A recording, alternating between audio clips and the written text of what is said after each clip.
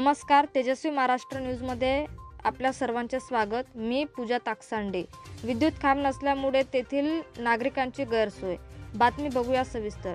सावंगी चौक Lasur station ward क्रमांक 1 कुलसुम मस्जिद परिसरातील अनेक वर्षापासून विद्युत खांब नसल्यामुळे तेथील नागरिकांची गैरसोय होत आहे। त्या परिसरात तात्काळ विद्युत खांब 3 ते 4 देण्यात यावे, यासाठी लासूर स्टेशन येथील कनिष्ठ अभियंता MSCB कार्यालयाला निवेदन देण्यात आले व तसेच खासदार साहेबांना निवेदन देण्यात आले व तसेच लासूर स्टेशन वासियांना न्याय देण्यात यावा। निवेदन करते अजित जाधव, धम्मपाल साळवे, अक्रम भाऊ बेग, राजेक भाऊ सय्यद व समस्त गावकरी।